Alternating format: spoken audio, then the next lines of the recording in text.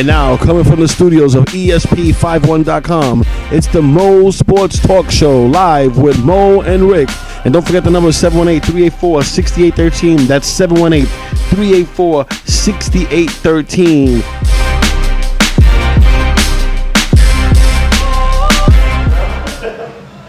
Well, listen, we are live on ESP51.com. Of course, we have our guest in the studio. The ultimate Knicks insider, Tommy D from the KnicksBlog.com. Tommy D in the place to be. Did you go to St. John's? Nah, I didn't go to St. John's. I was ACC, man. I went to Maryland. You went to Maryland. Shout out to Boomer. Shout out to Boomer, Gary Williams. Gary Williams, yeah. Laurent Prophet, Oh, Laurent Prophet, that's Beanie why. Keezy.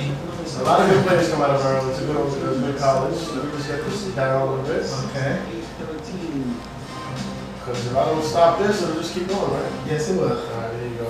So we got Tommy D. For all you Knicks fans out there, he's been doing the blog for, what, 2 years now? Yeah, a little over a year. Going on a year and a half. Okay, and he has all the inside information on the Knicks and the NBA draft. Well, listen, anybody's interested, of course, in the Knicks. They got the 8th pick, and I'm definitely interested, even though I am not going to be surprised when they screwed up like always. Frederick Weiss, number one, when I sat there and thought we were going to get run on test. Going back to that, do you remember that draft? Absolutely.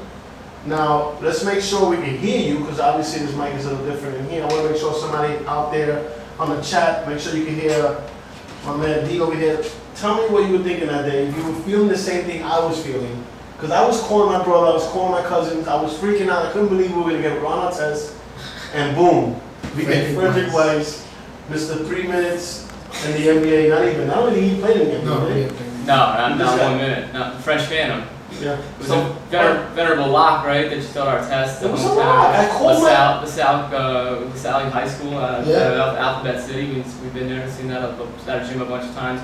Listen, when they bring in a guy who's 7'2", after the Ewing era, at the same time they could spin it that way, or at the time they spun it that way. Ed Tapscott was the one in charge. Obviously, he wasn't in charge much longer after that, so that was the beginning of the end of the Ed Tapscott era in the Knicks. I personally, as a Knicks fan, I've never recovered from that. Never. I've never recovered from that.